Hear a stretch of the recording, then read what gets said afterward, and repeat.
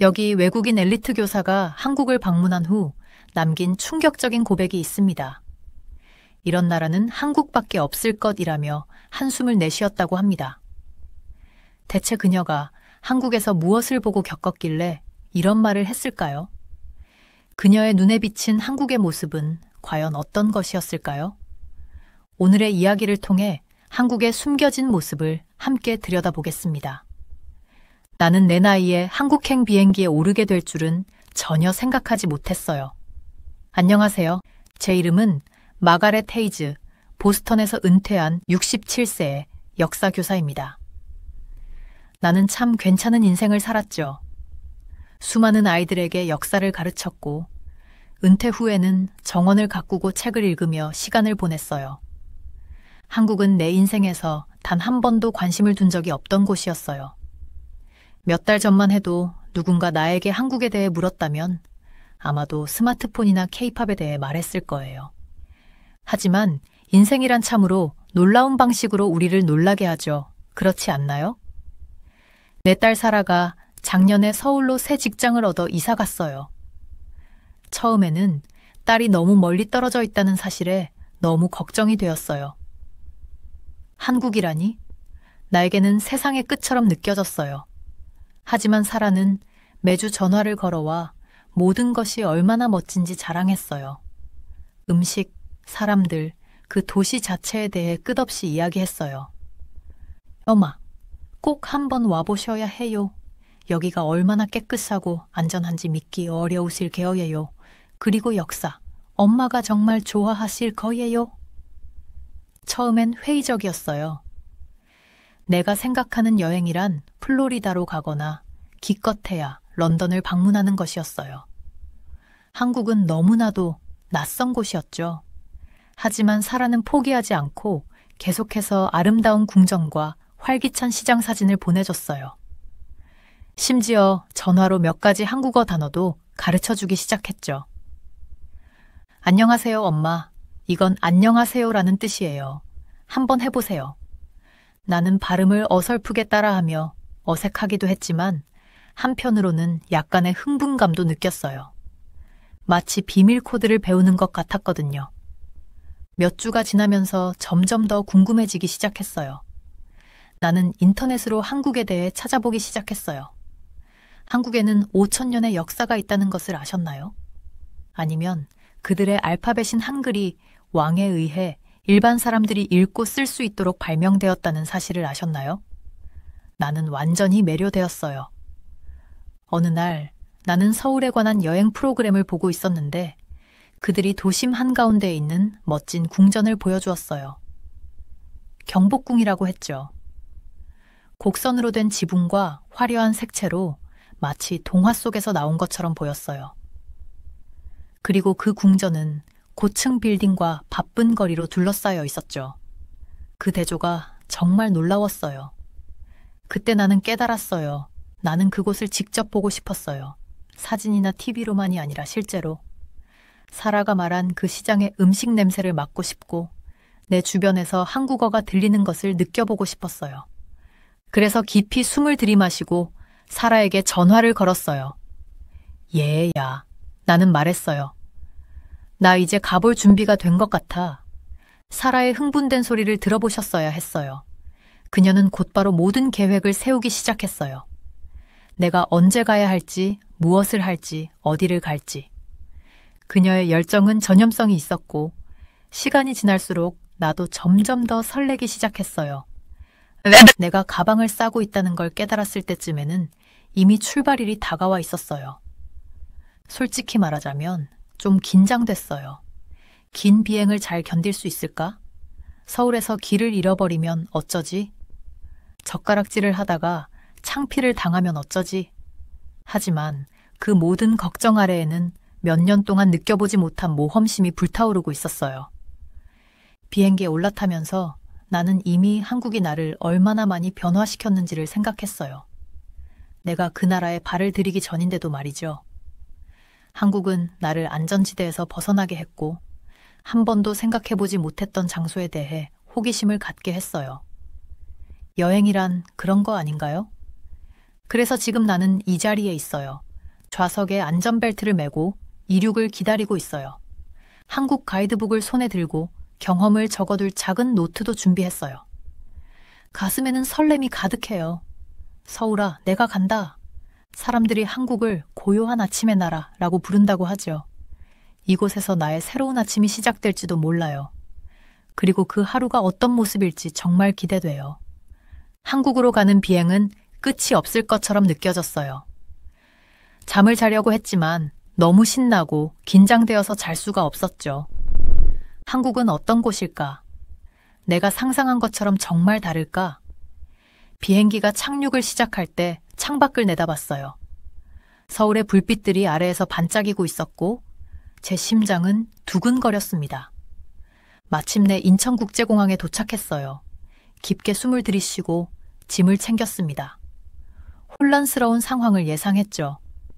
밀치고 떠들고 소란스러운 그런 아시아의 큰 도시를 생각했어요. 하지만 완전히 틀렸더라고요. 비행기에서 내리자마자 놀라움이 밀려왔습니다. 공항은 엄청나게 컸지만 전혀 시끄럽거나 붐비지 않았어요. 모든 것이 깨끗하고 반짝반짝 빛나고 있었습니다. 바닥은 정말로 음식을 놓고 먹을 수 있을 정도로 깨끗했어요. 그리고 공항의 공기, 전혀 공항 냄새가 나지 않았어요. 오히려 신선하고 약간 달콤한 향이 났습니다. 세관으로 가는 길에 긴 줄과 심술궂은 직원들을 예상했는데 모든 것이 빠르고 매끄럽게 진행되더군요. 세관 직원은 심지어 저에게 웃어주었어요. 제 여권에 도장을 찍고 완벽한 영어로 Welcome to Korea라고 말해줬어요. 정말 인상 깊었어요. 그 다음은 수암을 찾는 곳이었어요. 대부분의 공항에서는 이 과정이 악몽 같죠. 하지만 여기서는 제 짐이 이미 카루셀 위에 기다리고 있더라고요. 얼마나 빠르고 효율적인지 믿기지 않았어요. 공항을 걸어 다니면서 정말 멋진 것들을 많이 발견했어요. 곳곳에 무료로 휴대폰을 충전할 수 있는 충전 스테이션이 있었고 피곤한 여행자들이 쉴 수 있는 아늑해 보이는 휴식 공간도 있었어요. 심지어 아름다운 한국 예술품과 유물을 전시한 작은 박물관도 있었어요. 모든 것을 탐험해보고 싶은 마음이 굴뚝 같았죠. 가장 좋았던 부분, 공항 전체에 무료 와이파이가 제공된다는 거였어요. 딸 사라에게 무사히 도착했다고 빨리 메시지를 보냈어요. 그리고 몇 달 만에 사라를 다시 만나러 가는 길에 마음이 설렜습니다. 그녀가 저기서 손을 흔들며 웃고 있었어요. 우리는 꽉 껴안았고 사라는 제 비행 여정을 물어봤습니다. 차로 가는 동안 그녀는 공항에 대해 더 많은 멋진 것들을 알려주었어요. 인천공항이 세계 최고의 공항 중 하나로 꾸준히 평가받아왔다는 사실 알고 계셨나요? 사라는 공항이 청결, 효율성, 승객 만족돼서 수많은 상을 받았다고 말해주었어요. 저는 충분히 이해할 수 있었죠. 서울로 가는 차 안에서 창밖에 눈을 떼지 못했어요. 고속도로는 깨끗했고 어디에도 쓰레기 한 점 보이지 않았어요. 우리는 반짝이는 고층 빌딩들과 한국어로 쓰인 넌사인들을 지나갔어요. 지금까지 본 적 없는 광경이었어요. 사라의 아파트는 강남이라는 번화한 지역에 있었어요. 맞아요. 그 유명한 노래처럼요. 거리는 늦은 시간에도 사람들로 북적였어요. 어디를 봐도 밝은 불빛과 상점, 그리고 음식점들이 가득했어요. 에너지가 넘치는 곳이었어요. 사라의 집에 도착했을 때 다시 한번 놀랐습니다. 그녀의 아파트 건물은 보안이 철저했어요. 엘리베이터를 타려면 특수 키카드를 사용해야 했어요. 사라는 한국에서 안전이 매우 중요한 문제라고 설명해 주었어요. 범죄율이 매우 낮고 사람들은 밤 늦게도 안전하게 걸어 다닌다고 느낀다고 했죠. 사라의 아파트는 작지만 아주 현대적이었어요. 모든 것이 스마트폰 앱으로 제어됐어요. 조명, 난방, 심지어 현관문 자물쇠까지요. 마치 공상과학 영화 속에 있는 것 같았어요. 그날 밤 잠자리에 들면서 머릿속이 복잡했어요. 몇 시간 만에 한국이 제 기대를 완전히 바꿔놨어요. 혼란스럽고 감당하기 어려운 곳일 거라고 상상했지만 그 대신 효율적이고 깨끗하며 믿을 수 없을 정도로 발전된 곳이었어요. 이 나라가 제게 어떤 다른 놀라움을 선사할지 정말 기대됐습니다. 잠들기 전 제 선입견이 얼마나 잘못되었는지 생각해봤어요. 한국은 풍부한 역사와 첨단 기술을 동시에 소중히 여기는 나라라는 걸 깨달았어요. 전통과 혁신이 나란히 존재하는 곳이었어요. 잠에 들며 흥분이 치솟는 걸 느꼈어요. 이번 여행은 단순히 딸을 만나러 온 게 아니라 일생일대의 모험이 될 것 같은 기분이 들었어요. 서울은 내가 전에 봤던 어떤 도시와도 달랐어요. 엄청나게 큰 도시였지만 이상하게도 압도당하는 느낌은 없었어요. 내 딸 사라의 아파트는 한강 가까이에 있는 도심 한가운데 있었죠. 첫날, 사라는 나를 구경시켜주겠다고 신나했어요. 우리는 경복궁에서 시작했어요. 정말 대단했어요. 경복궁은 한국에서 가장 크고 중요한 왕궁 중 하나예요. 역사를 좋아하는 나로서는 완전히 매료될 수밖에 없었죠. 궁전은 아름다운 건물들과 넓은 부지를 자랑했어요. 특히 놀라웠던 건 주변의 현대적인 고층 건물들 사이에서 마치 다른 세계로 들어선 듯한 느낌을 준다는 거였어요. 사라는 한국인들이 역사를 정말 소중히 여긴다고 말해줬어요. 그게 이 궁전을 얼마나 잘 보존해 왔는지 보면 알 수 있었죠. 건물의 화려한 그림부터 잘 가꿔진 정원까지 모든 디테일이 완벽했어요. 집에 있는 오래된 건물들이 생각났지만 경복궁은 그와는 차원이 다른 곳이었어요. 궁 안을 걸어 다니면서 많은 사람들이 한복이라고 하는 전통 한국 의상을 입고 있는 걸 봤어요. 사라가 설명해 주길 많은 한국인들이 역사적인 장소를 방문할 때 이런 아름다운 옷을 입는 걸 좋아한다고 하더라고요.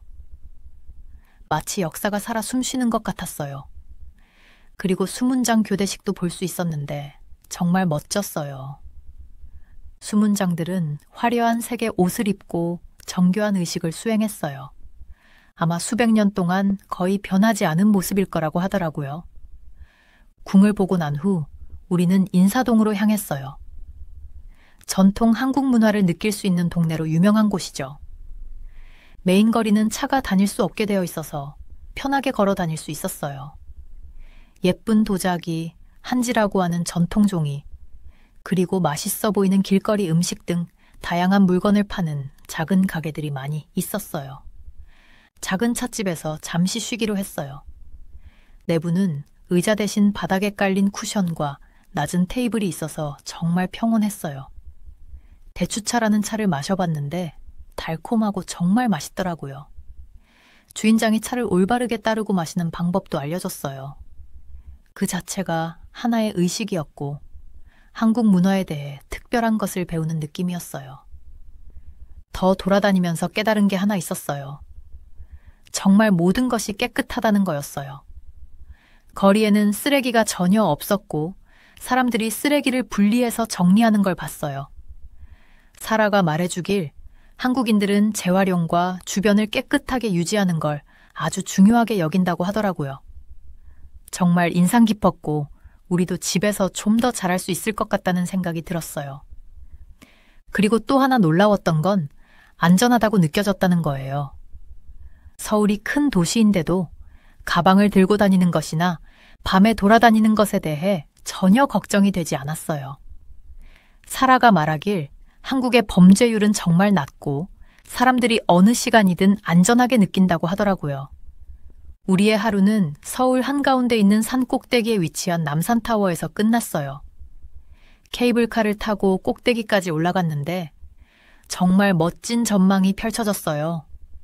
온 도시가 우리 아래에 펼쳐졌고 멀리까지 반짝이는 불빛이 이어졌어요. 정말 숨막히는 광경이었어요. 타워 꼭대기에서 수백 개의 자물쇠들이 난간에 걸려 있는 걸 봤어요. 사라가 말해주길 연인들이 사랑의 상징으로 자물쇠를 거는 거라고 하더라고요. 정말 달콤한 풍경이었고 우리가 자물쇠에 적힌 메시지들을 읽는 재미도 있었어요. 사라의 아파트로 돌아오는 길에 하루 동안 우리가 본 것들에 대해 말이 끊이지 않았어요. 단 하루 만에 한국의 역사와 문화에 대해 정말 많은 것을 배웠어요. 한국이 어떻게 전통을 지키면서도 이렇게 현대적인 나라가 되었는지에 대해 놀라움을 금치 못했어요. 옛것과 새것이 공존하는 모습이 곳곳에서 보였고 정말 매력적이었어요. 또 한 가지 놀라웠던 건 모든 것이 얼마나 효율적으로 운영되고 있는지였어요. 우리가 탄 지하철은 정말 깨끗했고 정확히 제 시간에 도착했어요.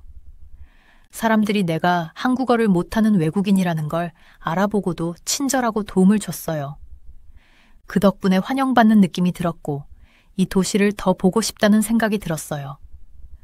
그날 밤 침대에 누워서 한국에 대해 내가 가지고 있던 생각들이 얼마나 잘못되었는지 생각했어요. 한국은 단순히 기술과 케이팝으로만 알려진 먼 나라가 아니었어요. 풍부한 역사, 아름다운 전통, 그리고 내가 만난 사람들 중 가장 친절한 사람들이 있는 나라였어요. 여행의 나머지 부분이 어떨지 정말 기대됐어요. 서울은 이미 내 마음을 조금 훔쳐갔고 아직 발견할 게 더 많이 남았다는 느낌이 들었어요. 며칠 동안 완전히 새로운 경험들 속으로 푹 빠져 있었어요. 제 딸 사라는 한국 문화의 모든 것을 저에게 보여주겠다고 했는데 정말로 약속을 지켰답니다. 첫 번째로 간 곳은 북촌 한옥마을이었어요. 물론 옛 동네를 본 적은 있지만 여기는 정말 달랐어요. 좁은 골목길을 걸어가면 전통 한옥들이 줄지어 서 있는 모습이 상상이 되시나요? 이 건물들은 그냥 오래된 집들이 아니었어요. 살아 숨쉬는 역사 그 자체였죠. 엄마, 저 지붕 좀 봐. 여름엔 시원하게, 겨울엔 따뜻하게 해준대. 사라가 지붕을 가리키며 말했어요. 저는 한옥의 매끈한 나무 벽을 손으로 쓸어보았어요. 마치 과거의 일부분을 만지는 듯한 느낌이었죠.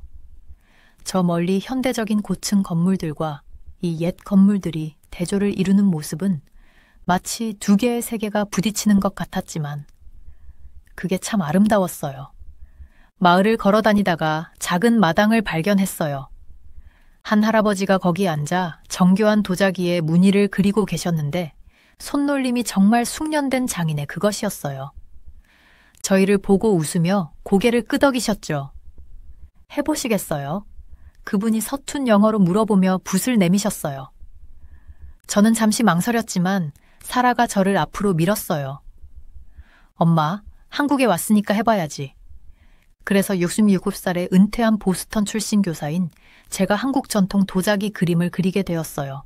정말이지 보기만큼 쉽진 않더라고요. 하지만 그 할아버지는 인내심 있게 제 손을 잡아주시며 부드럽게 지도해 주셨어요. 결국 작은 접시에 삐뚤삐뚤한 꽃을 그릴 수 있었어요. 글이 예쁘진 않았지만 그 순간의 소중한 추억이 담긴 저만의 작품이었죠.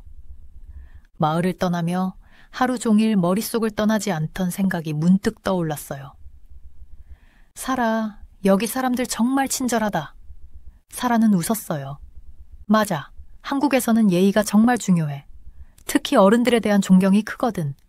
아마 엄마 나이 때문에 더 많이 인사받는 걸 거야. 야다! 저는 장난스럽게 그녀의 팔을 툭 쳤지만 솔직히 이렇게 존중받는 느낌이 참 좋았어요.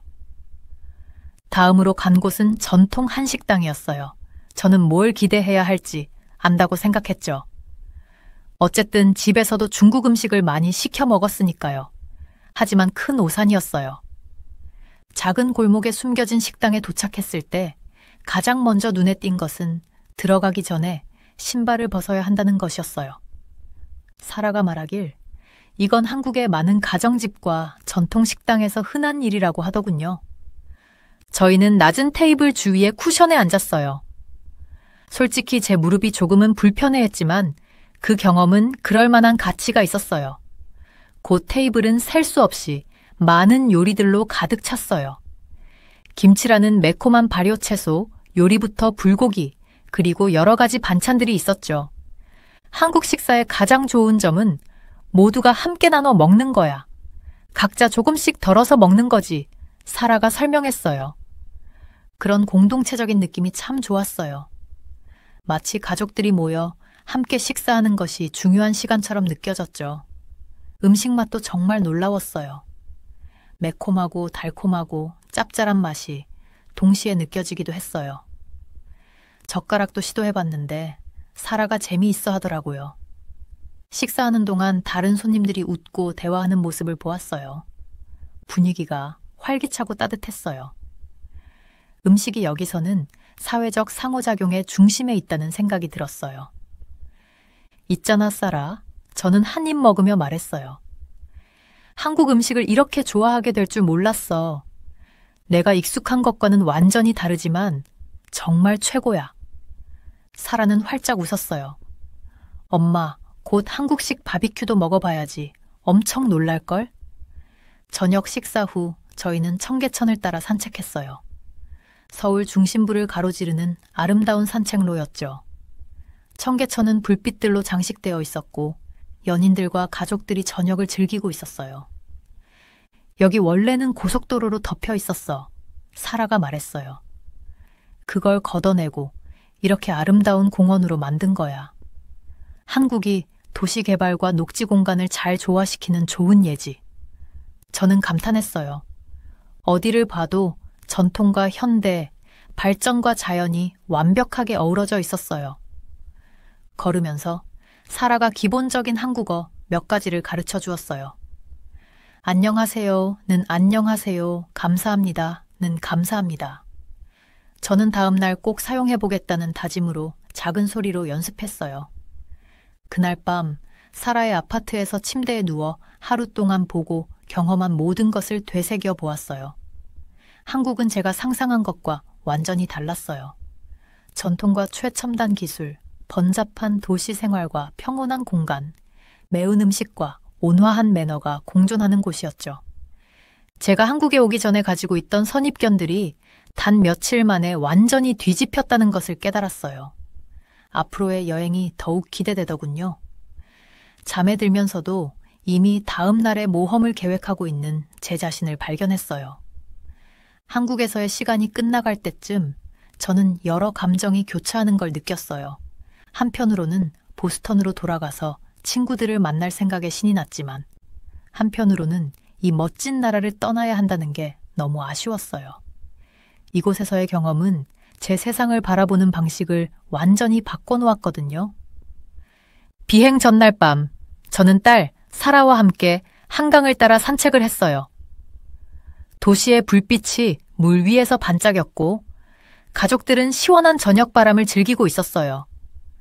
아이들은 자전거를 타고 연인들은 손을 잡고 나이 든 분들은 벤치에 앉아 담소를 나누고 있었죠. 그때 저는 이곳이 얼마나 그리울지 실감했어요. 엄마, 사실 엄마가 이곳을 안 좋아할까봐 걱정했어요. 제가 웃었어요. 아유, 나도 걱정했지. 근데 내가 얼마나 틀렸는지 몰라. 우리는 제가 경험한 모든 것들에 대해 이야기를 나눴어요. 궁궐 방문, 맛있는 음식, 친절한 사람들. 하지만 가장 기억에 남는 것은 제가 얼마나 많이 배웠는지였어요.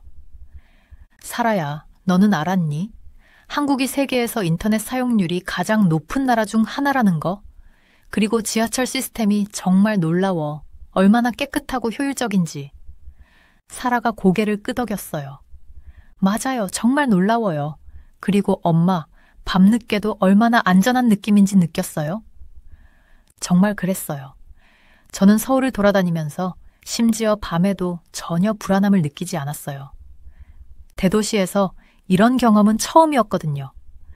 사라의 아파트로 돌아가는 길에 저는 한국이 얼마나 저를 놀라게 했는지 생각했어요. 처음에는 낯설고 어쩌면 뒤떨어진 곳일 거라고 예상했었는데 그 대신 어떤 면에서는 고향보다 더 발전된 나라를 발견하게 되었죠. 다음 날 아침 짐을 싸면서 저는 목이 메는 걸 느꼈어요. 김치 냄새가 풍기는 식당, 지하철에서 들리는 한국어, 항상 미소로 인사해주던 약간 고개를 숙이는 가게 주인들까지 모든 것이 그리울 거예요. 공항에서 사라와 우리는 마지막 인사를 나눴어요. 다시 올 거지? 사라가 물었어요. 막을 수 있으면 막아봐. 제가 눈물을 훔치며 대답했어요. 비행기 안에서 저는 일기장을 꺼내 들고 쓰기 시작했어요. 모든 걸 기억하고 싶었거든요. 비빔밥의 맛, 한복의 아름다움, 우리가 방문했던 불교 사찰의 평온함까지. 제가 몇 주 만에 얼마나 성장했는지 생각해봤어요.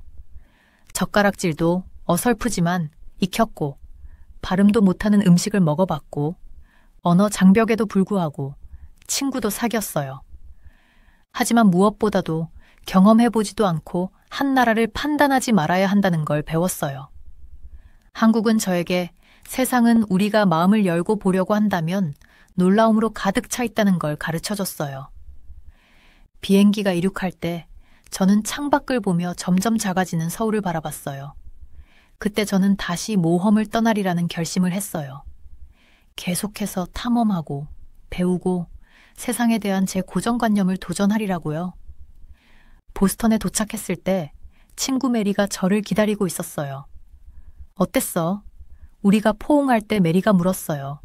제가 웃었어요. 아, 메리, 믿기지 않을 거야. 내가 다 얘기해줄게. 그래서 우리는 제가 제일 좋아하는 식당에서 커피를 마시며 이야기를 나누기 시작했어요.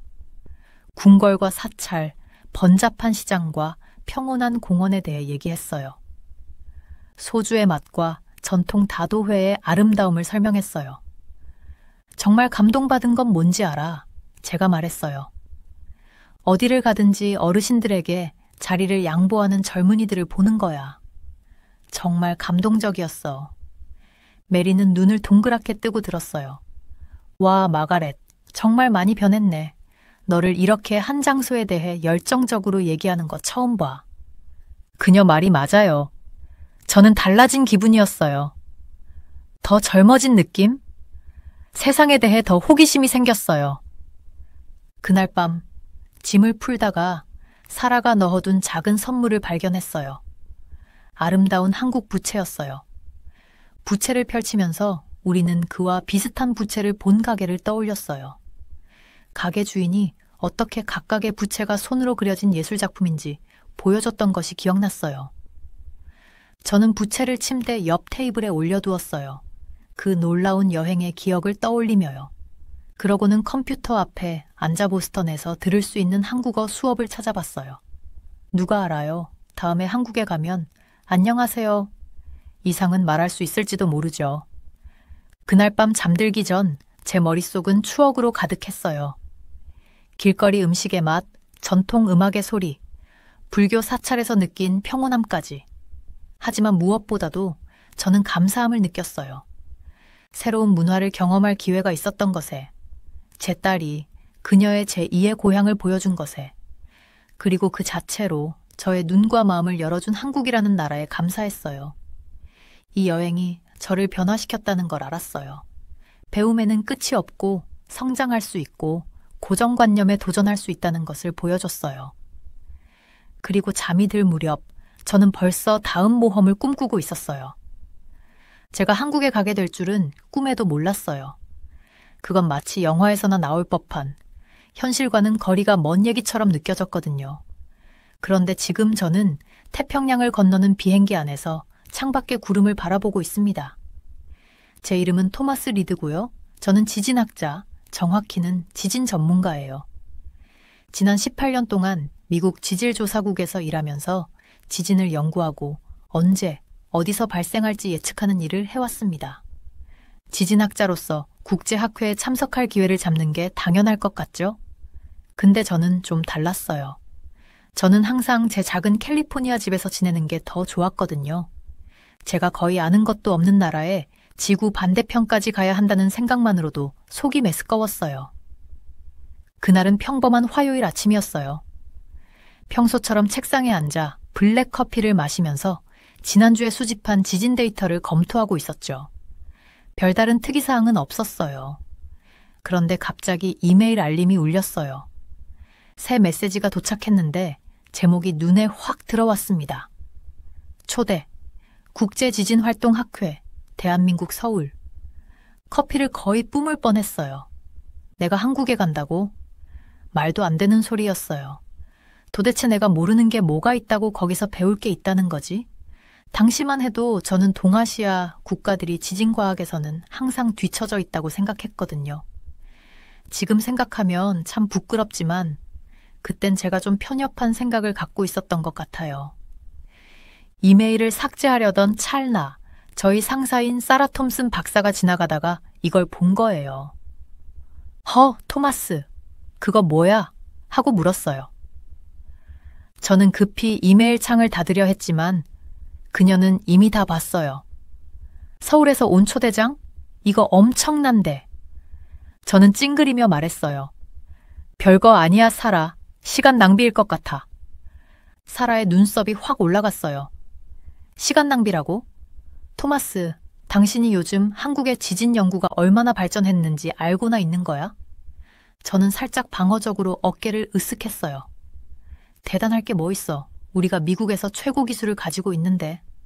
사라는 고개를 저으며 실망한 표정을 지었어요. 있잖아, 토마스. 가끔 당신이 걱정될 때가 있어. 당신은 당신 분야에선 뛰어나지만 세상의 눈을 좀 더 넓히고 봐야 해. 세상이 변하고 있어. 그리고 그 변화는 빠르다고. 국제 동료들한테서도 배울 게 많다고. 그 말이 조금 찔렸지만 저는 그냥 넘기려고 했어요. 고맙지만 난 여기서 편해. 그리고 내가 없으면 내 프로젝트들은 누가 관리해? 사라는 단호하게 말했어요. 어떻게든 할 수 있어. 난 진심으로 당신이 이번 기회를 고려해봤으면 좋겠어, 토마스. 관점을 좀 바꿔볼 기회가 될지도 몰라. 저는 대충 고개를 끄덕이며 대화를 끝내려고 했어요. 하지만 그 후 며칠 동안 사라는 계속 이 얘기를 꺼냈어요. 한국에서 나온 혁신적인 연구 얘기를 슬쩍 하거나 국제협력의 이점을 언급하며 계속 힌트를 주는 거예요. 결국 일주일 후 제가 항복했어요. 알았어. 제가 두 손을 들며 말했죠. 학회에 가볼게. 근데 즐길 거라고는 장담 못해. 사라는 활짝 웃으며 말했어요. 그거면 됐어. 누가 알아? 가서 생각보다 더 즐길지도 몰라. 그래서 지금 저는 이 비행기 안에 있어요. 아직도 내가 이걸 하고 있다는 게 믿기지 않지만요. 이번 학회는 일주일간 진행되는데 판구조론에서부터 조기 경보 시스템까지 다룰 예정이에요. 솔직히 조금은 궁금하기도 해요. 하지만 한편으론 긴장돼요. 내가 너무 무지한 건 아닐까? 한국에 대한 내 선입견들이 다 틀린 건 아닐까? 비행기가 서울로 착륙을 준비할 때 저는 깊게 숨을 들이마셨어요. 노트북이랑 메모들, 그리고 제가 쌓아온 경험이 있으니 뭐가 됐든 준비는 된 것 같다고 스스로를 다독였어요. 아니, 적어도 그러길 바랐죠. 창밖으로 보이는 도시는 제가 상상했던 것과는 전혀 달랐어요. 반짝이는 고층 빌딩과 구불구불한 도로가 가득한 거대한 도시였어요. 심장이 조금 빨리 뛰기 시작했어요. 어쩌면 이번 여행이 생각보다 흥미로울 수도 있겠다 싶었어요. 비행기가 활주로에 닿으면서 저는 스스로 다짐했어요. 열린 마음을 가져보자. 어쨌든 과학이라는 게 관찰하고 배우는 거잖아요. 그리고 때로는 자신의 잘못을 인정하는 것도요. 이 여행이 제가 알던 모든 것을 바꿔놓을 거란 걸 그땐 전혀 몰랐죠. 지진학에 대해서만이 아니라 저 자신과 세상에 대해서도 말이에요. 비행기가 인천국제공항에 착륙할 때 저는 설렘과 긴장감이 동시에 밀려왔어요. 한국에 처음 오는 거라 뭐가 기다리고 있을지 전혀 예상할 수 없었거든요. 비행 시간이 길어서 피곤했지만 서울이 어떤 곳일지 빨리 보고 싶었어요. 공항을 걸어 다니면서 가장 먼저 느낀 건 모든 것이 얼마나 깨끗하고 현대적인지였어요. 세련된 디자인과 효율적인 구조 덕분에 터미널을 돌아다니는 게 정말 수월했어요. 미국의 오래된 공항들과 비교하지 않을 수 없었죠. 여기는 정말 인상적이었어요. 수화물 찾는 곳에 도착했는데 제 짐이 이미 컨베이어 벨트 위에서 저를 기다리고 있더라고요. 이거 참 빠르네 하고 혼잣말을 했어요. 보통 집에서는 짐이 나오기까지 20분은 좋게 기다려야 하거든요. 공항을 나서자마자 상쾌한 가을바람이 저를 맞이했어요. 대도시치고는 공기가 맑고 신선해서 놀랐어요. 저는 항상 서울이 스모그와 오염으로 가득한 도시일 거라고 상상했는데 현실은 그와는 전혀 달랐어요. 택시를 잡아 호텔 주소를 기사님께 드렸어요. 시내로 들어가면서 창밖을 계속 바라봤어요.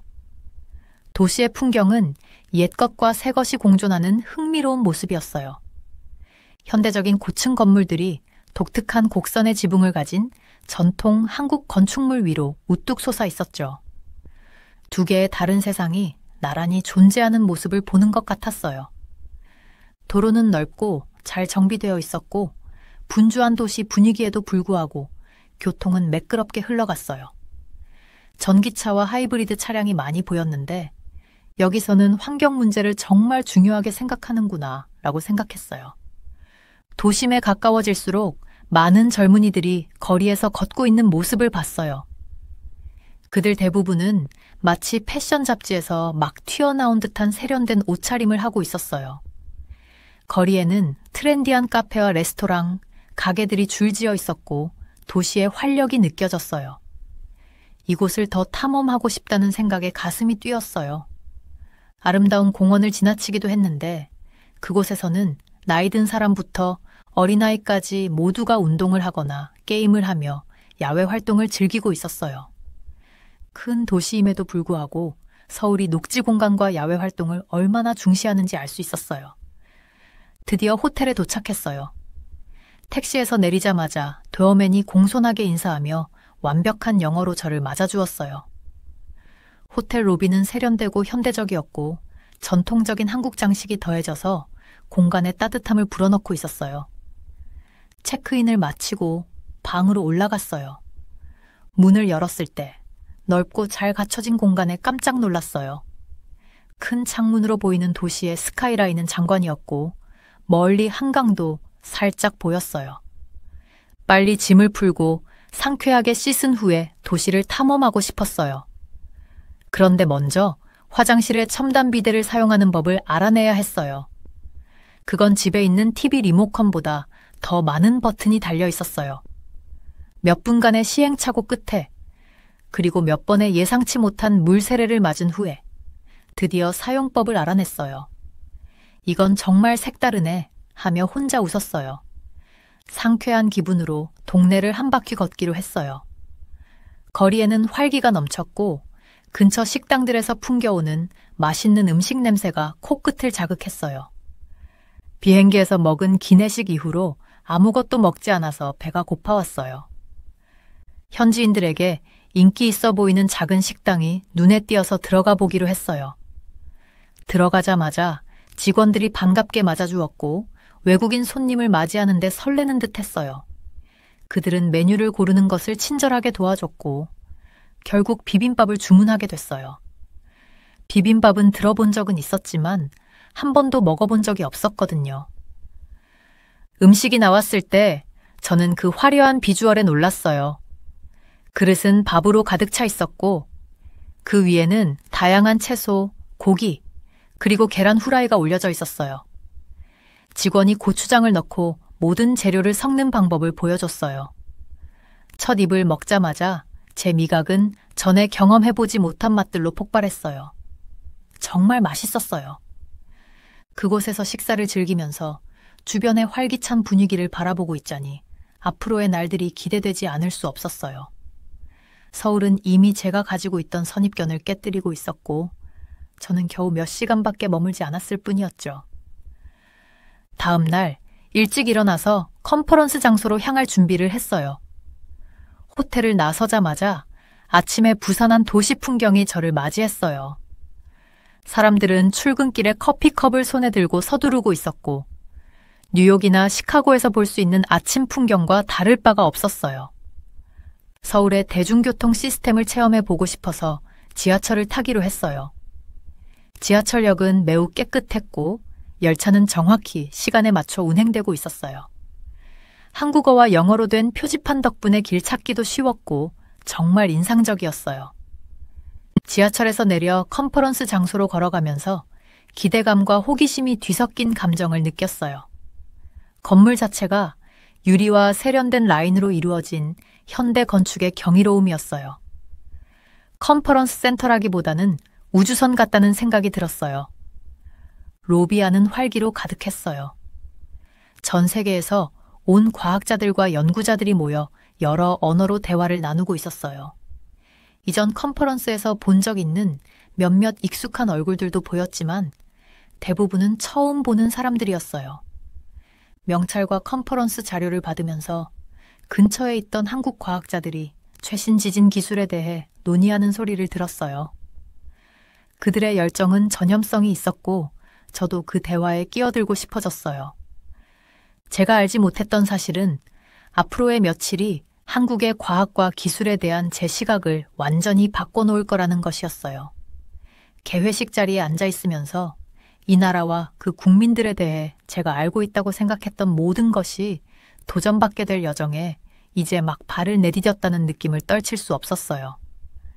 컨퍼런스 셋째 날 자리에 앉으면서 큰 기대는 없었어요.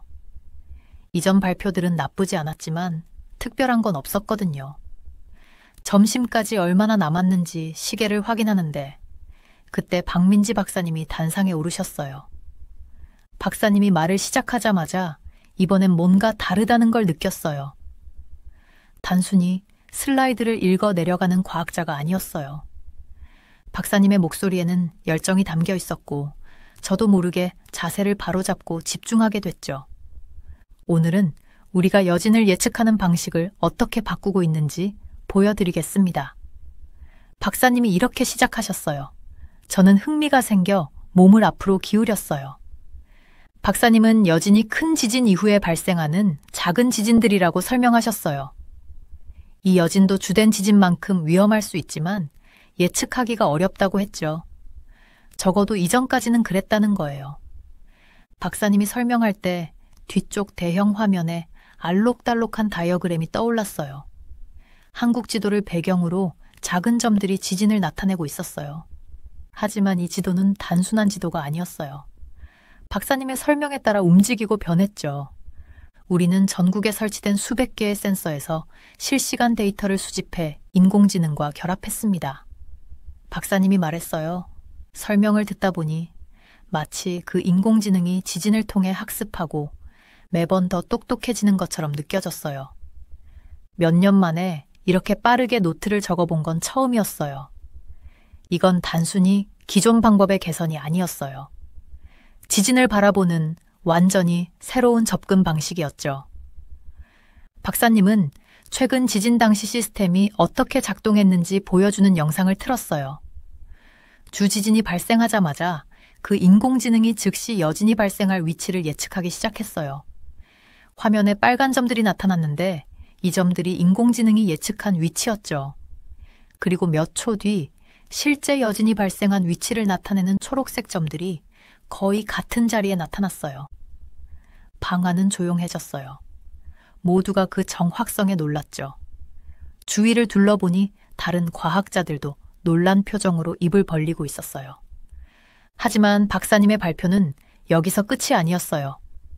이 정보를 어떻게 활용해 사람들의 생명을 구하는지 설명하셨어요. 여진이 발생할 가능성이 있는 위치를 알게 되면 더 빠르게 경고를 전달할 수 있습니다. 구급대원들에게 정확한 위치를 알려줄 수 있죠. 박사님의 말을 들으며 우리나라에서 하는 방식이 떠올랐어요. 우리 방법은 이와 비교하니 갑자기 구식이고 번거롭게 느껴졌어요. 박사님은 이후 우리에게 시스템을 직접 체험해 볼 기회를 주셨어요. 방 안 곳곳에 태블릿이 설치되어 있었고 각 태블릿에는 여진 예측 모델을 시뮬레이션 할 수 있는 프로그램이 실행되고 있었어요.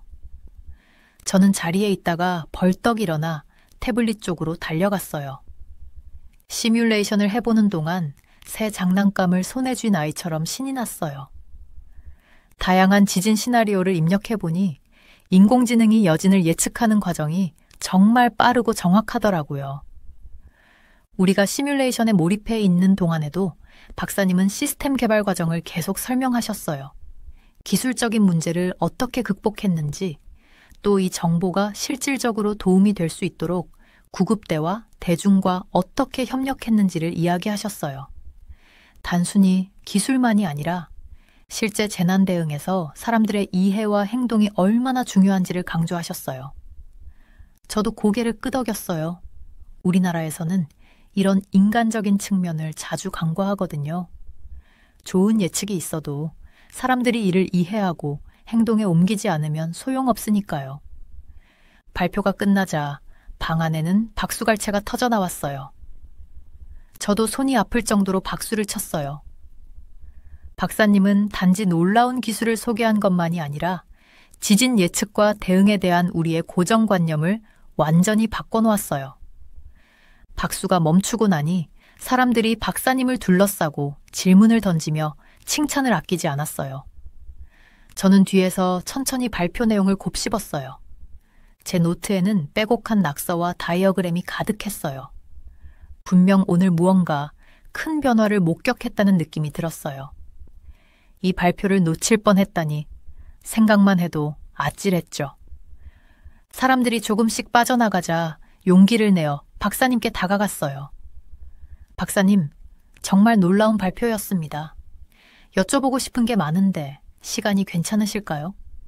박사님은 따뜻하게 미소를 지으며 제 손을 잡아주셨어요. 물론이죠. 기꺼이 설명해 드리겠습니다. 우리가 이야기를 나누기 시작하면서 이번 컨퍼런스가 예상했던 것보다 훨씬 흥미진진할 것 같다는 생각이 들었어요. 그리고 한국의 과학과 기술에 대한 제 시각이 빠르게 바뀌고 있었죠. 박 박사님의 놀라운 발표를 아직도 소화하고 있던 중에 회의장에서 갑자기 혼란이 일어났어요. 사람들의 휴대폰이 갑자기 요란하게 울리기 시작했고 불안한 속삭임들이 방을 가득 채웠어요. 저도 휴대폰을 확인해 보니 일본의 거대한 태풍이 여러 개 동시다발적으로 상륙하고 있다는 속보가 떴더라고요. 처음엔 별일 아니라고 생각했어요.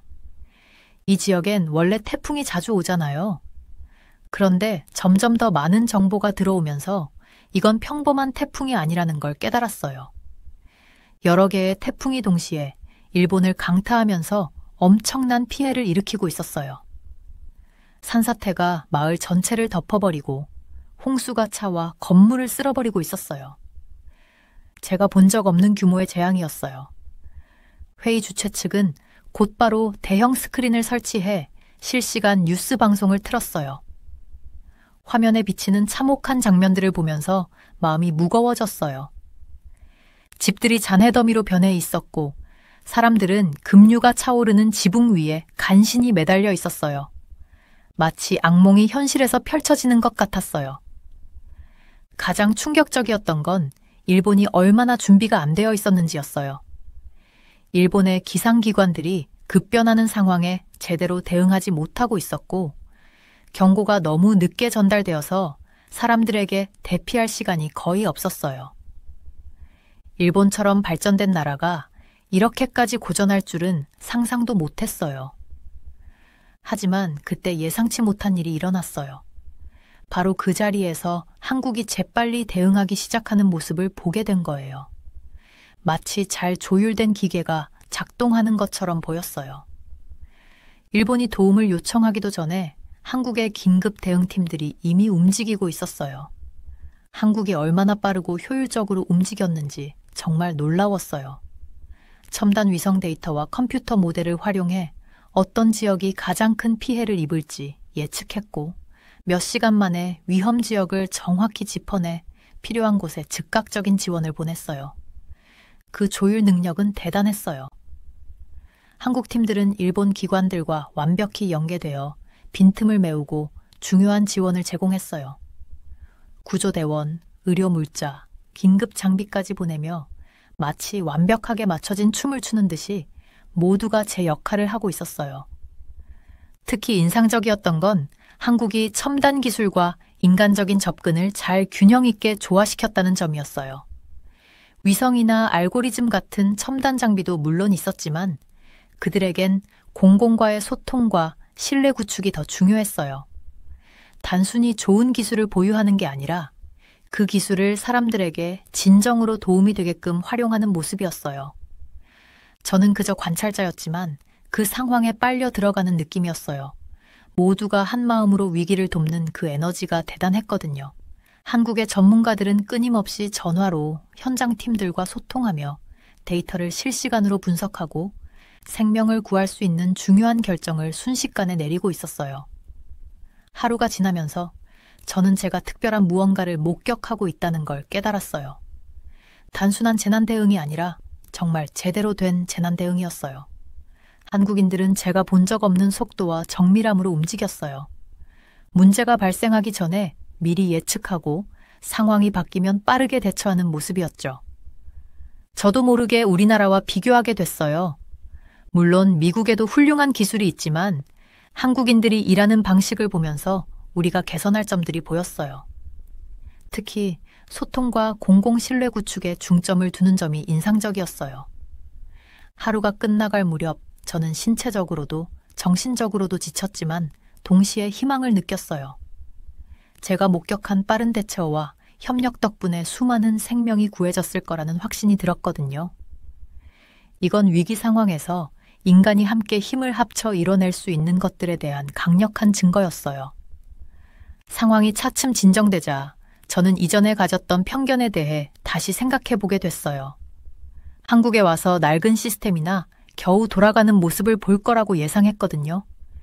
그런데 오히려 세계적인 수준의 재난 대응을 목격하게 됐고, 이는 서양 국가들조차 부끄럽게 만들 정도였어요. 그 순간 저는 한국, 나아가 이 지역 전체에 대한 제 관점이 완전히 잘못됐음을 깨달았어요. 이 경험은 제가 전혀 예상하지 못했던 수준의 능력과 혁신을 보여줬어요. 그건 저를 겸손하게 만들었지만 동시에 흥미롭기도 했어요. 한국이 어떻게 이런 효율적인 시스템을 개발하게 됐는지 더 알고 싶어졌어요. 그날 저녁 회의장을 나서면서 제 머릿속은 새로운 아이디어들로 가득 차 있었어요. 집으로 돌아가면 동료들에게 전해줄 게 많겠다는 생각이 들었어요. 이번 여행은 제가 상상했던 것보다 훨씬 더 교육적인 경험이 되고 있었어요. 그리고 아직 회의는 절반도 지나지 않았죠. 한국이 저를 위해 어떤 또 다른 놀라운 것들을 준비해 두었을지 궁금했어요. 그날 밤 태풍 위기가 진정된 후 박 박사님과 그녀의 팀과 함께 저녁 식사를 하러 갔어요. 호텔에서 멀지 않은 아늑한 한국식 바비큐 식당을 찾았는데 고기가 구워지는 냄새가 공기 중에 가득해서 입안에 침이 고이더라고요. 자리에 앉자마자 설렘과 겸손함이 뒤섞인 감정이 들었어요. 불과 며칠 전만 해도 재난 관리에 대해 모든 걸 알고 있다고 생각했는데 이제야 내가 배워야 할 게 얼마나 많은지 깨달았죠.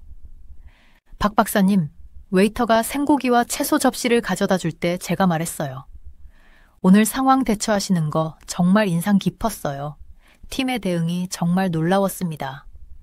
박 박사님은 웃으면서도 제 칭찬을 손사래로 넘기셨어요. 고맙습니다, 토마스. 하지만 저희만의 공로가 아니에요. 오랜 시간 노력하고 실수로부터 배워온 결과죠. 우리가 테이블에서 고기를 굽기 시작하면서 박 박사님이 한국의 재난관리 여정에 대해 더 이야기해 주셨어요. 그녀는 2003년 태풍 매미와 2016년 경주 지진 이 두 가지 큰 사건이 모든 걸 바꿔놓았다고 말했어요. 태풍 매미는 우리에게 일종의 경고였어요. 그녀는 소고기 한 조각을 뒤집으며 설명했어요. 너무 큰 피해가 있었고 준비가 되어 있지 않았죠. 그때 우리는 더 잘해야 한다는 걸 깨달았어요. 저는 그 태풍에 대해 읽었던 기억이 나서 고개를 끄덕였어요. 한국을 몇십 년 만에 강타한 최악의 태풍 중 하나였잖아요. 그럼 경주 지진은요? 더 알고 싶어서 물어봤어요. 그건 다르게 다가왔어요. 박 박사님은 진지한 표정으로 말했어요. 매미만큼 크진 않았지만 중요한 교훈을 줬죠. 예측할 기술은 있었지만 대중과의 소통이 원활하지 않았어요. 사람들은 어떻게 대응해야 할지 몰랐어요. 우리가 식사를 하면서 박 박사님의 동료들도 자신들의 경험을 나눴어요. 그들은 이 재난들 이후로 변화시킨 점들에 대해 이야기해줬어요. 경보 시스템을 개선한 것도 있었지만 제가 이전에 깊이 생각해 본 적 없는 것에 집중했다고 하더라고요. 신뢰를 구축하는 것. 토마스 씨, 박 박사님이 제 눈을 바라보며 말했어요. 우리는 기술만으로는 충분하지 않다는 걸 배웠어요. 신뢰가 필요해요. 정부 기관들 간의 신뢰, 대중과의 신뢰, 그리고 국제 파트너와의 신뢰. 신뢰 없이는 가장 좋은 시스템도 무너져요. 그 말이 깊이 와닿았어요. 미국에서는 좋은 기술을 갖추고 있지만 위기 상황에서 대중과의 소통에서 종종 어려움을 겪곤 했거든요. 사람들은 경고를 믿지 않거나 어떻게 대응해야 할지 몰라 했죠. 한국의 접근 방식은 우리가 배울 만한 가치가 있었어요. 시간이 지날수록 질문이 점점 더 많아졌어요. 어떻게 그 신뢰를 쌓았는지, 팀을 그렇게 잘 훈련시키는 방법은 무엇인지 물어봤죠. 각각의 답변이 새로운 통찰과 아이디어로 이어졌어요. 박 박사님의 동료 중 한 명인 지수라는 젊은 여성이 공공교육 프로그램에 대해 이야기해줬어요. 우리는 초등학교 때부터 재난 대비를 가르치기 시작해요. 그녀가 말했어요. 어른이 될 때쯤이면 자연스럽게 몸에 배죠. 또 다른 팀원인 김 선생님이라는 나이, 지긋한 남성은 국제 협력에 대해 설명해줬어요. 우리는 위기 상황에서만 다른 나라들과 협력하는 게 아니에요. 그가 말했어요. 정기적으로 훈련과 정보 교류를 해요. 위기가 닥치기 전에 관계와 신뢰를 쌓는 거죠. 이 이야기를 들으면서 제가 기대했던 것과는 많이 다르다는 생각이 들었어요. 한국에 오기 전에는 제가 그들에게 가르칠 것이라고 생각했는데 오히려 제가 너무나 많은 것을 배우고 있었어요. 밤이 깊어지고 식사를 마칠 즈음 몇 년 동안 느껴보지 못한 설렘을 느꼈어요. 새로운 아이디어와 가능성으로 머릿속이 가득 찼어요. 박 박사님, 떠날 준비를 하면서 제가 말했어요. 오늘 저녁 정말 감사드립니다. 몇 시간 만에 몇 년 동안의 회의에서 배운 것보다 더 많은 것을 배운 것 같아요. 박 박사님은 따뜻하게 웃으셨어요. 경험을 나누는 게 그런 거죠, 토마스. 우리는 모두 가르칠 것도 있고 배울 것도 있어요. 호텔로 돌아가는 길에 서울의 불빛이 밝게 빛나고 있었어요. 그 빛 속에서 제 자신이 변하고 있다는 걸 느꼈어요. 기존에 가지고 있던 선입견이 사라지고 한국이 이뤄낸 것에 대한 존경과 감탄이 자리 잡았어요. 우리가 더 긴밀히 협력한다면 할 수 있는 일들이 얼마나 많을지 생각했어요. 공동 연구 프로젝트, 직원 교류, 공동 훈련 프로그램 등 끝이 없을 것만 같았죠. 그날 밤 호텔 침대에 누웠지만 쉽게 잠들 수가 없었어요. 머릿속이 새로운 아이디어와 계획들로 가득 찼거든요. 이번 여행에서 단순히 재난 관리에 대해 배운 게 아니었어요. 편견의 위험, 개방성의 가치, 그리고 항상 배울 준비가 되어 있어야 한다는 것을 깨달았죠. 집에 돌아가면 많은 것들이 달라질 거라는 걸 알았어요. 동료들에게 나눌 것도 많고 스스로 생각할 것도 많았죠. 이번 한국 여행은 단순히 제 직업적 관점을 바꾼 게 아니라 제 자신을 바꿔놨어요. 마침내 잠에 들 무렵 감사한 마음이 들었어요. 거의 거절할 뻔했던 초대, 만난 사람들, 그리고 배운 교훈들에 대해요. 이전에는 거의 생각해보지 않았던 한국이 제게 새로운 가능성의 세계를 열어줬어요. 서울을 떠나기 위해 짐을 싸면서 저는 설렘과 아쉬움이 뒤섞인 감정을 느꼈어요. 새로운 아이디어를 많이 배운 것에 대한 설렘과 한국에 좀 더 일찍 오지 못한 것에 대한 아쉬움이었죠. 이 며칠간의 컨퍼런스는 제가 이 나라를 보는 시각을 완전히 바꿔놓았어요. 저는 서울에 며칠 더 머물기로 했어요. 한국의 과학과 기술에 대해 더 알아보고 싶었거든요. 저를 깊은 인상에 빠뜨린 박 박사님이 연구시설들을 보여주겠다고 제안해 주셨고 저는 그 기회를 놓치고 싶지 않았어요. 우리가 처음 방문한 곳은 첨단 지진 시뮬레이션 센터였어요. 제가 본 적 없는 규모의 시설이었죠. 그 건물 자체가 대형 지진을 견딜 수 있도록 설계되어 있었고 내부에는 다양한 종류의 지진 조건을 재현할 수 있는 큰 방들이 있었어요. 과학자들은 이 시뮬레이션을 통해 건물과 인프라가 실제 지진에서도 버틸 수 있는지 테스트하고 있었어요. 시뮬레이션이 진행되는 동안 박 박사님께 정말 대단하네요 라고 말했어요.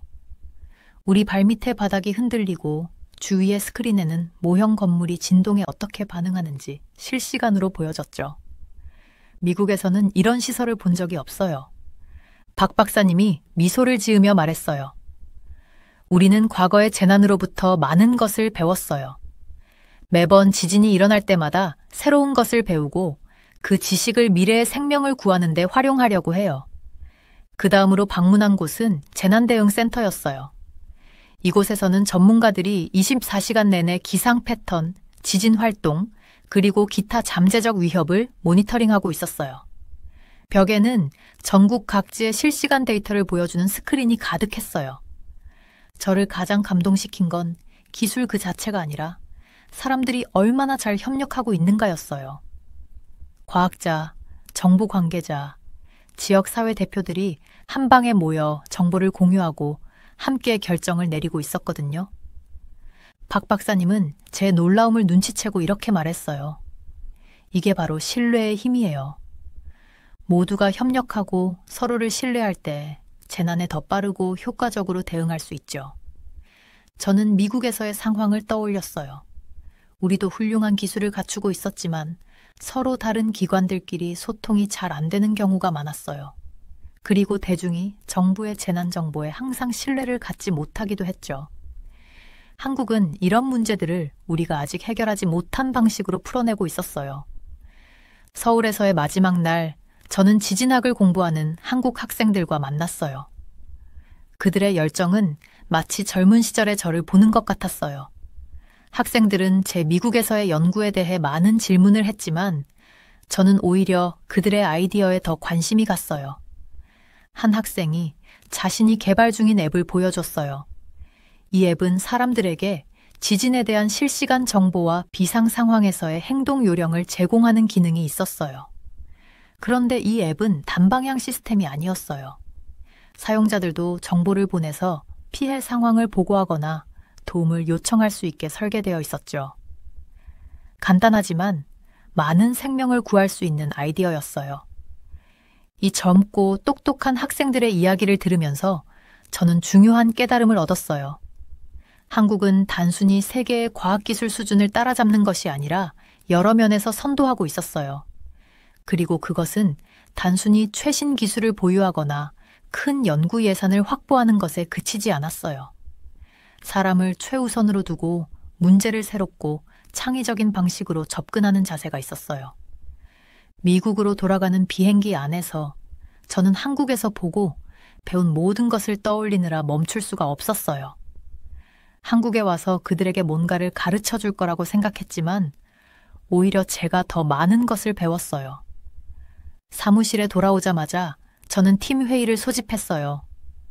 우리도 방식을 재고해야 할 것 같아요. 제가 말했어요. 한국에서 봤던 것들, 첨단 기술, 문제 해결을 위한 협업 접근법, 대중과의 신뢰 구축에 초점을 맞춘 방식을 공유했어요. 처음에는 동료들이 놀라는 눈치였어요. 저처럼 그들도 한국을 과소평가했으니까요. 하지만 제가 여행 중 찍은 사진과 데이터를 보여주자 그들도 제가 말하는 것이 무엇인지 이해하기 시작했어요. 우리는 박 박사님과 그녀의 한국 팀과 함께 새로운 프로젝트를 시작하기로 결정했어요. 데이터와 아이디어, 자원을 공유하며 서로의 강점에서 배우는 협력 프로젝트였어요. 우리 작업에 흥미로운 새로운 장이 열렸죠.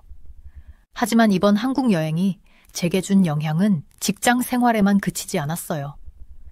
제가 세상을 바라보는 방식에도 변화를 가져왔어요. 내가 얼마나 많은 나라와 문화를 잘못 판단해왔을까? 세상에 내가 모르는 놀라운 일들이 얼마나 많이 벌어지고 있을까? 저는 앞으로 더 열린 마음을 가지기로 다짐했어요. 내가 알고 있다고 생각했던 것들을 넘어 새로운 경험과 관점을 찾겠다고요? 그리고 때로는 가장 좋은 스승이 우리가 예상치 못했던 사람들일 수도 있다는 사실을 기억하려고요. 서울에서의 그 컨퍼런스를 돌아보면 거의 거절할 뻔했던 초대에 감사하게 돼요. 그 경험은 한국을 보는 시각뿐만 아니라 제 자신과 세계 속 제 위치를 바라보는 시각까지 바꿔놓았거든요. 진정한 배움이라는 게 바로 이런 것이 아닐까요? 제가 서울에 오게 될 줄은 상상도 못했어요. 그런데 지금 여기 호텔 발코니에 서서 제가 평생 오해했던 도시를 바라보고 있네요. 이 풍경은 놀랍습니다.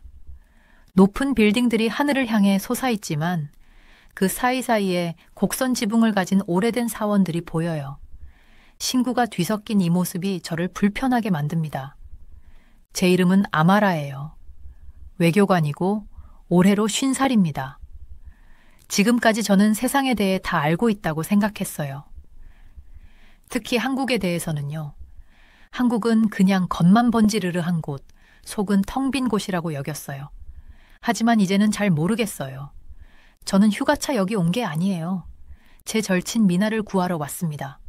우리는 어릴 때부터 친구였어요. 둘 다 외교관이 됐지만 미나는 저보다 항상 더 야망이 컸습니다.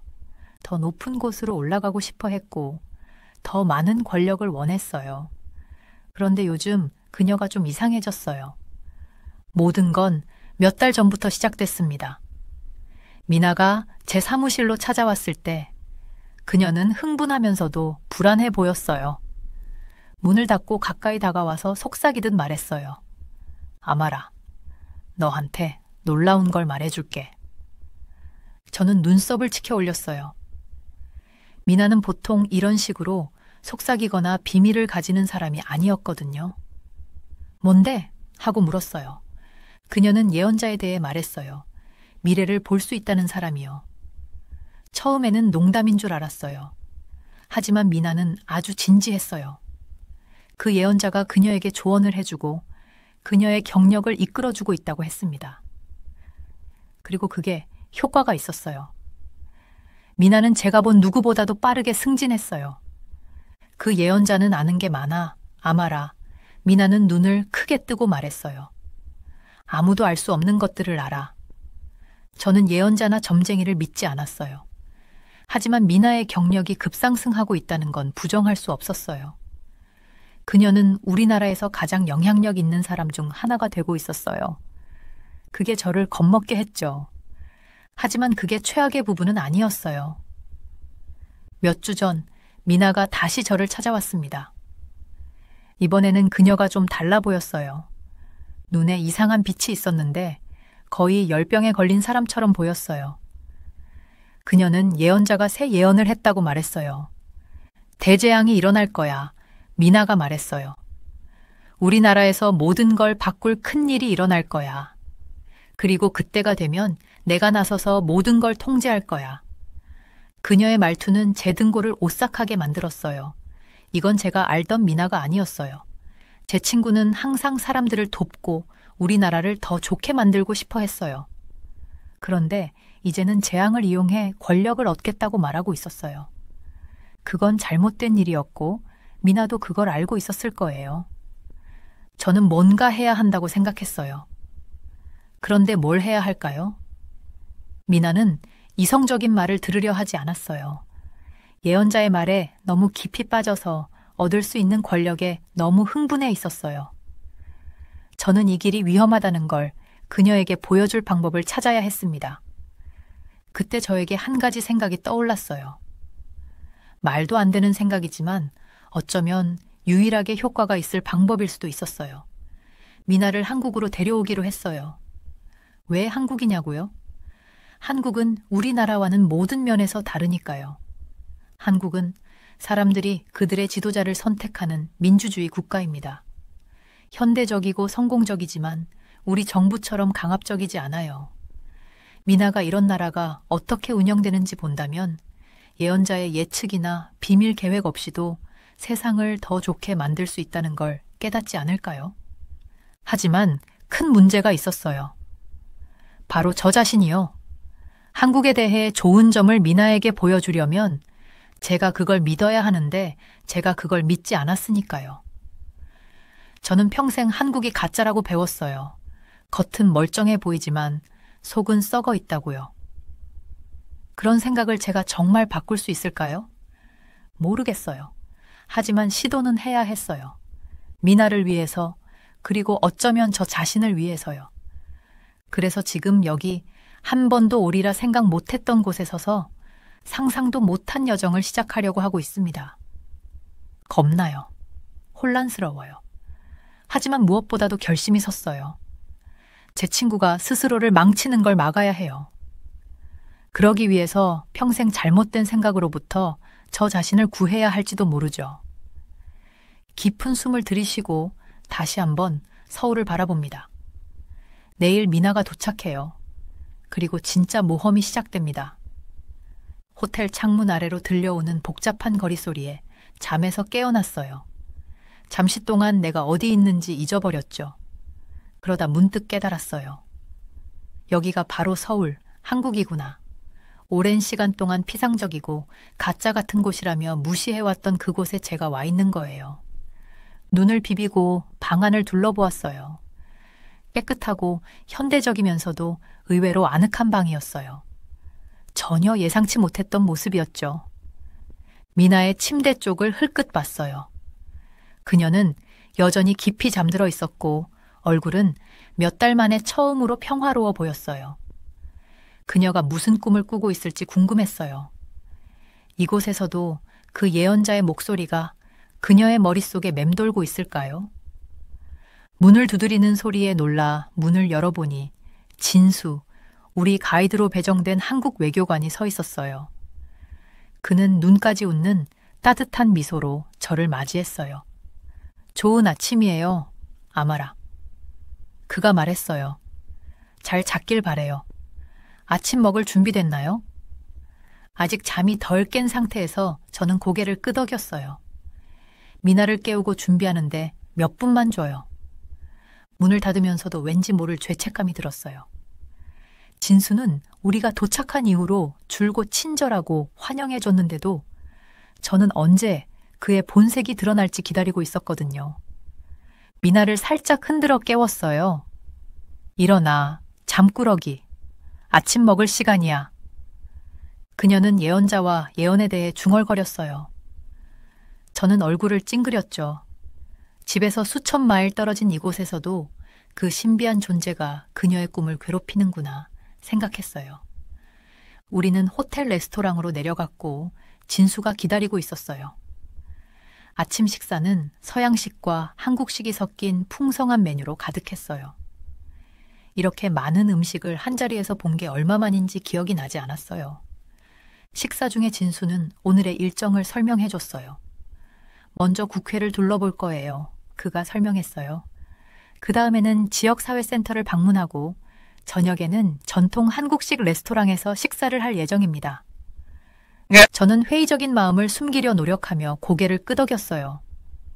그들의 정부 건물이나 지역사회센터에서 우리가 뭘 배울 수 있을까요? 국회의사당 건물은 웅장하고 위엄이 있었어요. 복도를 걸으며 진수는 한국의 민주주의 과정에 대해 설명해줬어요. 모든 것이 얼마나 개방적이고 투명하게 보이는지 놀라웠어요. 심지어 일반 시민들이 와서 국회 토론을 볼 수 있는 공간도 있었죠. 아무나 여기 올 수 있어요. 저는 믿기지 않는다는 듯이 물었어요. 진수가 고개를 끄덕였어요. 물론이죠. 사람들이 자신들의 정부가 어떻게 운영되는지 보는 게 중요하니까요. 그것이 신뢰를 쌓는 데 도움이 됩니다. 저는 미나를 힐끗 보며 그녀도 저처럼 충격을 받았는지 궁금했어요. 우리나라에서는 정부 건물이 대부분 사람들에게 접근 불가능한 곳이니까요. 그냥 누구나 들어와서 토론을 지켜본다는 생각은 글쎄요, 상상할 수 없는 일이었어요. 국회를 나서며 뭔가 이상한 점을 발견했어요. 소수의 사람들이 피켓을 들고 구호를 외치고 있었어요. 제 심장이 두근거리기 시작했어요. 혹시 이게 폭동의 시작인가요? 하지만 진수는 전혀 걱정하지 않았어요. 그는 그것이 평화적인 시위라고 설명했어요. 그들은 표현의 자유를 행사하고 있는 겁니다. 그가 침착하게 말했어요. 정말 믿기지가 않았어요. 경찰은 어디 있죠? 체포는? 그런데 아무 일도 일어나지 않았어요. 시위자들은 계속해서 구호를 외쳤고 주변의 일상은 그대로 이어졌어요. 다음으로 방문한 곳은 지역사회센터였어요. 그곳은 다양한 연령대의 사람들로 북적거렸어요. 노인들을 위한 수업, 아이들을 위한 방과 후 프로그램, 성인을 위한 직업훈련 등이 있더군요. 모두가 행복하고 열심히 참여하는 것처럼 보였어요. 한 노부인이 다가왔어요. 그녀의 얼굴은 평생의 웃음으로 가득한 주름으로 가득했어요. 그녀는 진수에게 한국말로 뭐라고 말한 뒤 우리를 향해 고개를 숙였어요. 여러분을 한국에 환영하고 싶다고 하십니다. 진수가 통역해줬어요. 머무는 동안 즐겁기를 바란다고 하시네요. 저는 그녀의 친절함에 감동받았어요. 그게 너무 진심이었거든요. 전혀 예상하지 못했던 거였어요. 하루가 갈수록 저는 계속 놀라게 됐어요.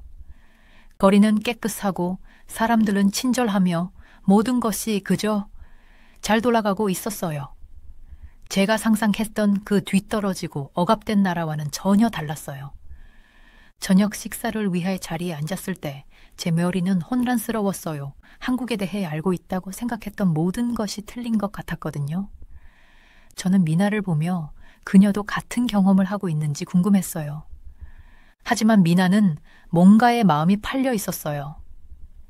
그녀는 계속해서 휴대폰을 확인하며 대화에 거의 참여하지 않았어요. 혹시 예언자와 연락을 시도하고 있는 건 아닐까 생각했어요. 비빔밥을 먹으면서도 저는 집 생각을 멈출 수 없었어요. 예언자가 예견한 혼란과 대혼란에 대해, 그리고 그 예언을 맹목적으로 믿는 민에 대해 생각했어요. 처음으로 저는 어쩌면 더 나은 길이 있을지도 모른다고 생각하게 되었어요. 예언자와 예언이 없는 길, 사람들이 목소리를 낼 수 있는 길, 두려움 없이 항의할 수 있는 길, 친절이 예외가 아닌 당연한 것이 되는 그런 길 말이에요. 진수를 바라보니 미나가 한 말에 웃고 있었어요. 그가 제 시선을 잡아채며 따뜻하게 미소 지었어요. 그 순간 제 내면을 뒤흔드는 깨달음을 얻게 되었어요. 이곳이 마음에 들어요. 그리고 그게 저를 두렵게 했어요. 아침 햇살이 호텔 창문을 통해 방 안으로 쏟아져 들어오면서 긴 그림자를 들이우고 있어요. 저는 침대 가장자리에 앉아 머리를 감싸준 채 어제의 경험들을 곱씹고 있었어요. 한국에 대해 알고 있다고 생각했던 모든 것들이 흔들리고 있었죠. 그때 부드럽게 문을 두드리는 소리가 제 생각을 끊었어요. 미나가 문 앞에 서 있었고 그녀의 얼굴에는 흥분과 불안이 뒤섞여 있었어요. 오늘 준비됐어요. 그녀가 물었어요. 저는 힘겹게나마 열의를 보이며 고개를 끄덕였어요. 그나마 준비는 된 것 같아요. 우리는 호텔 로비에서 진수를 만났어요.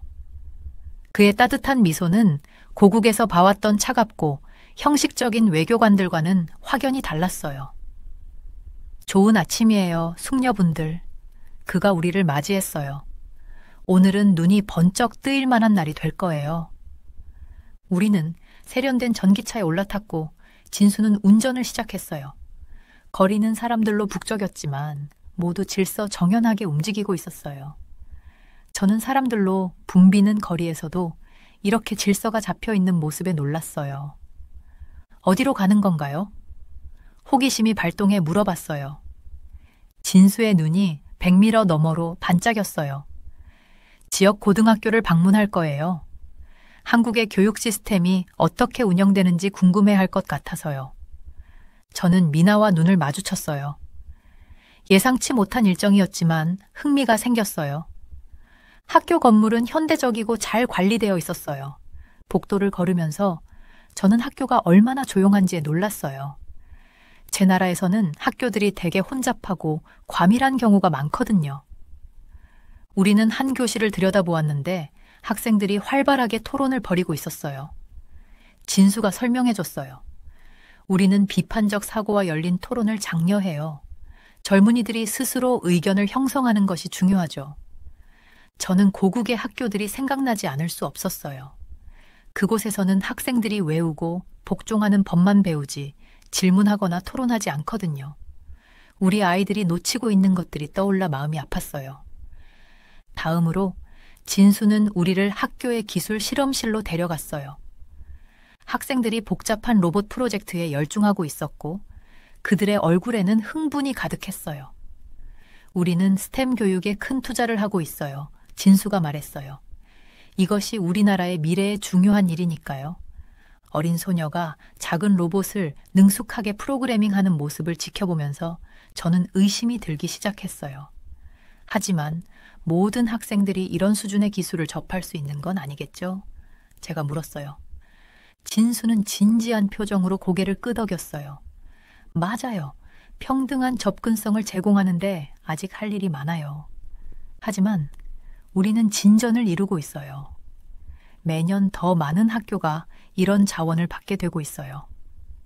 학교를 떠날 때쯤 제 머리는 혼란스러웠어요. 방금 본 교육 수준은 제가 예상했던 것 이상이었거든요. 저는 항상 우리나라의 엄격한 교육 시스템이 우수하다고 생각했는데 이제는 확신이 서지 않았어요. 다음 목적지는 북적이는 시장 거리였어요. 색깔, 소리, 냄새가 압도적이었어요. 거리의 상인들은 자신들의 물건을 외쳐댔고 길거리 음식의 향이 공기를 가득 채웠으며 사람들은 우리 주위에서 분주하게 움직였어요. 진수가 우리에게 떡볶이라는 매운 떡꼬치를 하나씩 사줬어요. 입안에서 폭발하는 맛, 단맛과 매운맛의 완벽한 조화였어요. 마지막으로 이렇게 길거리 음식을 즐긴 게 언제인지 기억도 안 날 정도였어요. 걸어가면서 진수는 다양한 소규모 상점들을 가리켰어요. 이 중 많은 가게들이 가족이 운영하는 곳이에요. 그가 설명했어요.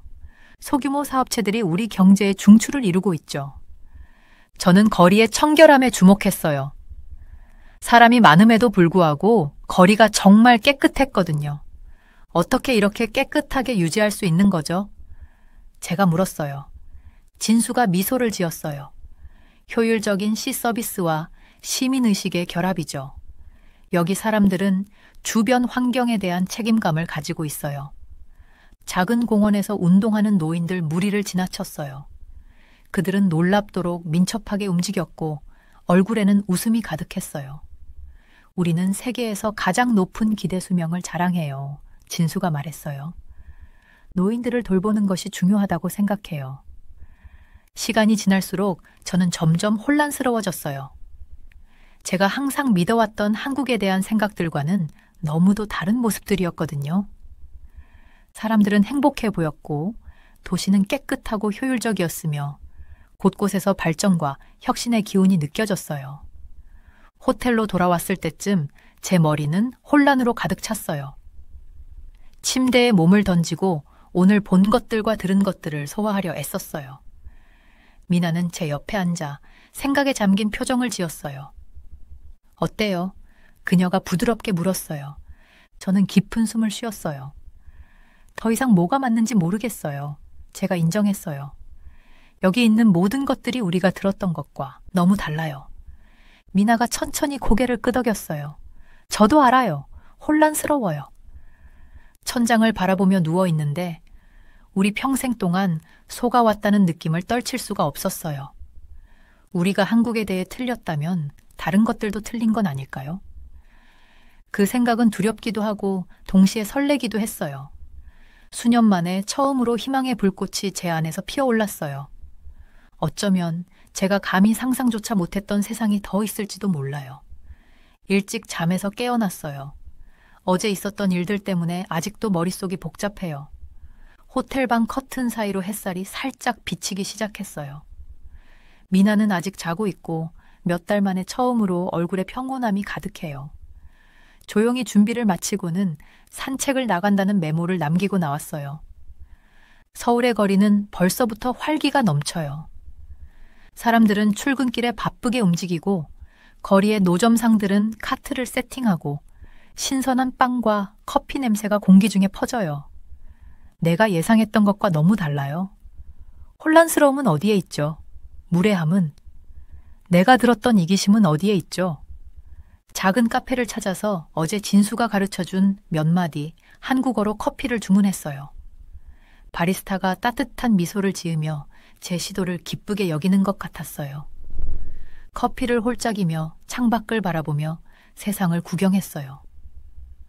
한 무리의 학생들이 웃고 떠들며 지나가요. 한 노인이 유모차를 끄는 여성을 도와 계단을 오르고 있어요. 어떤 비즈니스맨은 길고양이를 쓰다듬고 있어요. 이런 작은 친절과 공동체 의식이 내가 보는 곳마다 가득해요. 이건 혼란스러워요.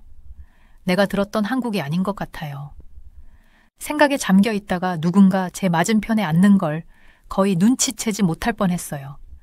어제 우리의 가이드였던 진수였어요. 좋은 아침이에요, 아마라. 진수가 미소를 지으며 말했어요. 같이 앉아도 될까요? 전 고맙다는 듯이 고개를 끄덕였어요. 어떻게 날 찾았어요? 물었어요. 그가 웃었어요. 서울이 아무리 커도 당신 호텔 근처에 있는 카페는 많지 않아요. 그냥 운에 맡겨봤어요. 우리는 날씨, 커피, 바쁜 거리 같은 중요하지 않은 이야기로 잠시 수다를 떨었어요. 하지만 진수가 무언가 할 말이 있는 것 같다는 걸 느낄 수 있었어요. 마침내 그가 몸을 앞으로 기울이며 말했어요. 아마라, 하나 물어봐도 될까요? 왜 진짜로 한국에 온 거예요? 몸이 굳었어요. 얼마나 말해야 할까요? 얼마나 그를 믿어도 될까요? 하지만 그의 친절한 눈빛에 마음이 열리고 싶어졌어요. 그게 복잡해요. 제가 시작했어요. 내 친구 미나가, 그녀가 변했어요. 누군가를 따르고 있는데 그 사람이 위험한 사람인 것 같아요. 그래서 여기 데려왔어요.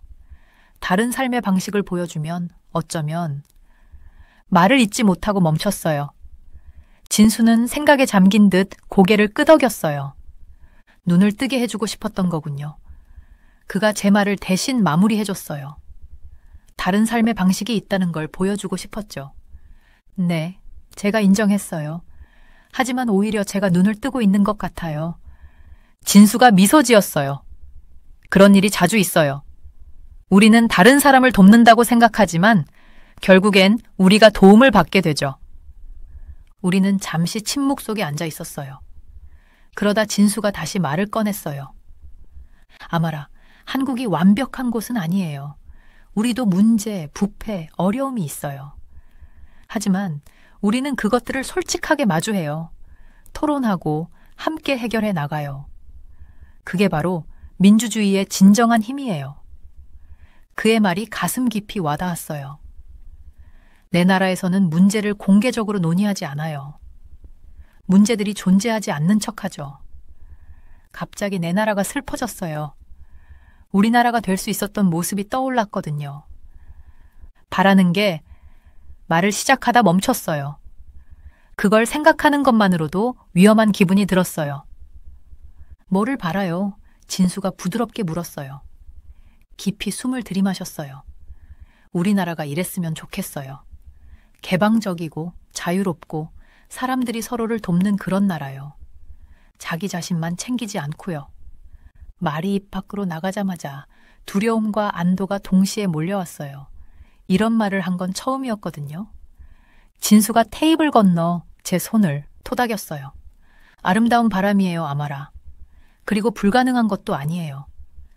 변화는 당신처럼 다른 길을 볼 수 있는 사람들로부터 시작되는 거예요. 전 너무 벅차서 말이 나오지 않았어요. 우리는 친구 같은 침묵 속에 남은 커피를 마셨어요. 카페를 나서면서 어떻게 된 일인지 마음이 한결 가벼워졌어요. 내가 몰랐던 무거운 짐이 내려간 것 같았어요. 바쁜 거리를 새로운 눈으로 바라보았어요. 혼란이 아니라 삶을, 이기심이 아니라 공동체를 보게 되었어요. 다음 일정은 뭐예요? 진수에게 물었어요. 그가 웃으며 말했어요. 아마라, 당신이 꼭 봐야 할 게 있어요. 우리는 카페를 나와 제가 한 번도 가보지 못한 서울의 어느 지역으로 택시를 타고 이동했어요. 그곳의 건물들은 더 오래되고 화려하지 않았어요. 진수는 저를 한 작은 사무실 건물로 이끌었고 3층으로 올라갔어요. 안으로 들어서자 벽에는 신문기사, 사진, 지도들이 가득 붙어 있었어요. 그 중심에 낯익은 얼굴이 있었어요. 바로 그 예언자였죠. 이게 뭐예요? 가슴이 두근거리며 물었어요. 진수의 얼굴은 진지했어요. 이건 우리가 몇 달 동안 조사해온 내용이에요. 당신이 알고 있는 예언자는 사실 정교한 사기 조직의 일원이에요. 이들은 여러 나라의 정치인과 영향력 있는 인물들을 목표로 삼고 있어요. 당신의 나라까지 포함해서요. 저는 벽을 바라보며 이 정보를 이해하려 애썼어요.